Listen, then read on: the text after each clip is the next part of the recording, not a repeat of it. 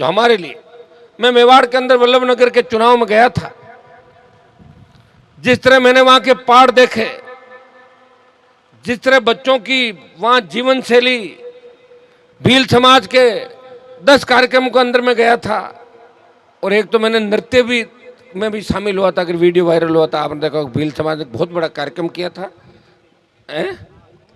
गौरी नृत्य उसके अंदर, और वहां उनका जीवन और संघर्ष देख के हर कोई कह सकता है कि राणा पूंजा भील की लड़ाई को भुलाया नहीं जा सकता।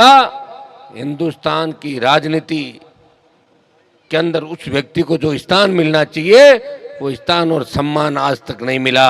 मैं आपको विश्वास दिलाता हूं कि आने वाले समय के अंदर पार्लियामेंट के अंदर भी राणा पूंजा भील की आवाज गूंजेगी, राणा पूंजा भील के शहादत की गूंज आपको लोकसभा के अंदर सुनाई देगी। और मैं दिल्ली की सरकार से मांग करूंगा कि जिस तरह का सम्मान हल्दी घाटी के युद्ध के अंदर महाराणा प्रताप को मिला, वही सम्मान राणा पूंजा भील को मिलना चाहिए। ये मैं आवाज उठाऊंगा और उनसे हमें निश्चित रूप से प्रेरणा मिलती है। आज भगत सिंह का नाम हम लेते हैं, उबाल आ जाता बच्चों के अंदर, चाहे किसी भी जाति का हो। भगत सिंह का नाम लेते ही हर व्यक्ति भूल जाता जाति क्या थी, कि उन्होंने जिस तरह अंग्रेजों के छक्के छुड़ाती है, जिस तरह हमारे क्रांतिकारियों ने अंग्रेजों के खिलाफ लड़ाई लड़ी, संघर्ष किया, बलिदान दिया, इसलिए खुली हवा के अंदर आप सांस ले रहे हो। बाबा साहब, जब देश आजाद हुआ तब संविधान समिति की मीटिंग हुई और यह तय हुआ कि संविधान का मूल स्वरूप कैसा होना चाहिए। 150 साल अंग्रेज हिंदुस्तान के ऊपर काबिज रहे, हमें लड़ाया, फूट डालो राज किया, अलग अलग जातियों में बंटा हुआ देश, अलग अलग टापुओं में बंटा हुआ देश, अलग अलग संस्कृति, अलग अलग भाषाएं, अलग अलग जातियां, सीधे लोग इस हिंदुस्तान के। तब यह तय हुआ कि अब जब हिंदुस्तान नया बनेगा, जब अंग्रेज छोड़ के जा रहे थे, तो हिंदुस्तान का संविधान क्या होगा, हिंदुस्तान का ढांचा क्या होगा, या इलेक्शन के माध्यम से किस तरह लोग चुने जाएंगे, किस तरह लोकसभा होगी, किस तरह विधानसभा होगी, और संविधान हर आदमी को क्या अधिकार देगा, क्या उसके मौलिक अधिकार होंगे जो उसे उस शासन से अलग रखेंगे कि उसका मौलिक अधिकार है। तब ये बात चली कि मतदान का अधिकार अनपढ़ लोगों को नहीं दिया जाए, अनपढ़ लोग वोट नहीं डालेंगे, बात चली। तब बाबा साहब ने कहा कि अगर अनपढ़ लोग वोट नहीं डालेंगे तो गुलामी की जंजीरों से मुक्त हुआ है भारत, और यह ज़्यादातर लोग अनपढ़ है हिंदुस्तान के अंदर। अगर ये वोट नहीं डालेंगे तो अंग्रेजों के राज के अंदर और इस चुनी हुई व्यवस्था के राज के अंदर कोई अंतर नहीं होगा। और बाबा साहब के वीटो के बाद ही अनपढ़ व्यक्तियों को वोट का अधिकार मिला। ये ताराराम जी ने बात सही कही कि हम पोलिंग बूथ पे जाकर जो वोट से अपना नेता चुनते हैं, उसमें डॉक्टर भीमराव अंबेडकर का सबसे बड़ा योगदान था।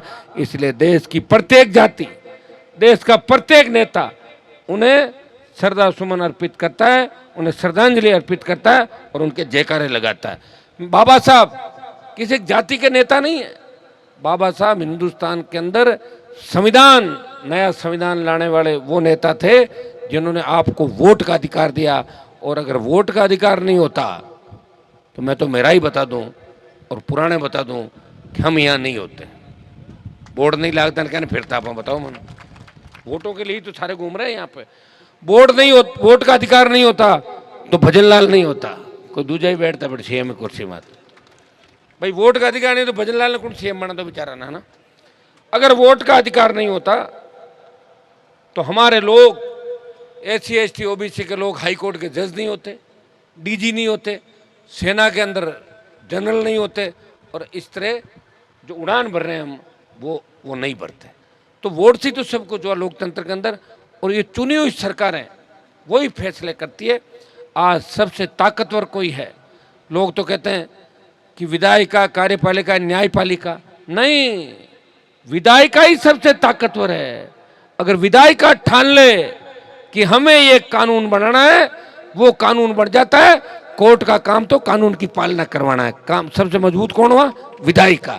लेकिन हमारे लोग कमजोर हैं, इतने कमजोर के तो गुलामी, लोगों के खून के अंदर गुलामी, लंबी मानसिकता बदल नहीं सकती, लंबा समय लगेगा। शाम को क्या खाया सुबह भूल जाते हैं, सुबह क्या खाया, दूसरे दिन कल कहीं खाओगे, ध्यान ही कौन मन, तो यही चल रहा है हड़ा बोड़। तो ये हड़ा बोड़ का ही सिस्टम है मेरे भाई। मैं 2018 के अंदर पार्टी बना के लड़ा, 3 सीट आई, 5 साल में मोदी और अमित शाह से लड़ा, देश में लड़ा, वापिस 1 पे आ गया। 20 साल लड़के जहाँ पहुँचा वहाँ वापिस आ गया। तो मुझे लग रहा है कि मैं लड़ाई क्यों लड़ी, 20 साल क्यों खराब किए। मैं भी सत्ता में शामिल होता, या आपके शेखावत जी मंत्री बन के घूम रहे हैं, कोई दूसरे घूम रहे, मैं भी 3-4 बार मंत्री बन जाता और फिर ठोकर मार के फिर आ जाता कि मैं आपके साथ हूँ। तो कम से कम मौज मस्ती तो करता सरकार के अंदर। जो लोग सरकार में मौज मस्ती कर रहे हैं और क्या कर रहे हैं, मजे ही ले रहे हैं सरकार के भाइयों।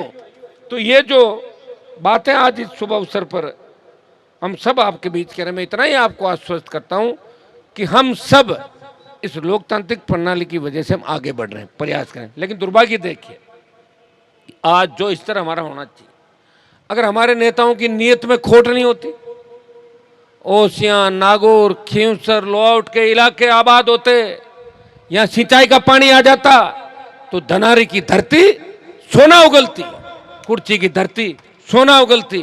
जो 1 बीघा में पैदावार यहाँ होती है वो पाव बीघे के अंदर होती, और आपको बिजली के संकट से नहीं जूझना पड़ता।